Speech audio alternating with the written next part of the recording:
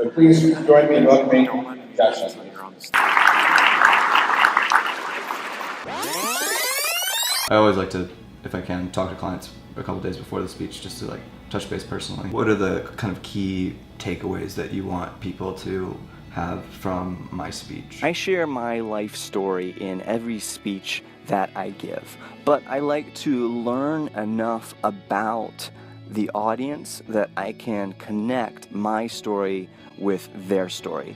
That way my presentation makes a personal connection with everyone in the audience, and the audience can apply my message to their lives and their job.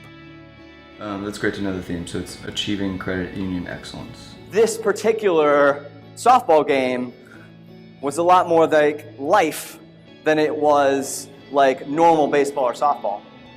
Because in life, you get as many strikes as you want. The people who do great things, the organizations that do great things, the credit unions that do great things, they're the ones who step up to the bat, who look at their goals and objectives and say as many strikes as it takes.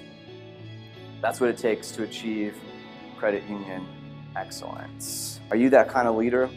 What are the kind of key takeaways that you want people to have from my speech? One more thing, one more time? Yeah. So I made this motto that I wrote on black Sharpie marker on the tips of my skis. My motto was 1MT, 1MT. One more thing, one more time. It means doing one more thing than what you feel like doing, one more thing than what you planned on doing. In the credit union, it means doing one more thing to communicate your vision to your employees, one more thing to serve your members, one more thing towards achieving credit union excellence. I was in the opening keynote session yesterday. You remember John, the business strategist? He was talking at one point, you recall, about the foresters, and all of a sudden I hear him say, I mean, these are people who cut off limbs for a living. I was like, they do what?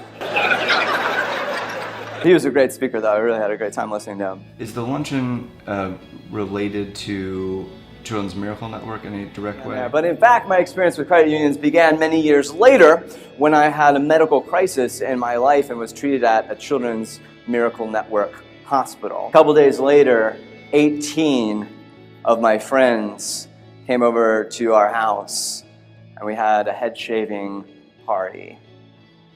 I'll tell you, having cancer was not easy, but having that head shaving party made it just a little bit easier. Metaphorically speaking, the work that you guys do through all of the stuff you raise for credit unions for kids, for Johns Hopkins, for Children's National, it makes it just a little bit easier. The question was, why do I not wear a prosthesis anymore? I want to use one of Anthony's techniques from this morning, like the bump and run.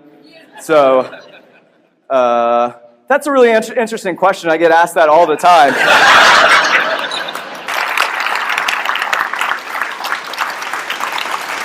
Thank you, guys.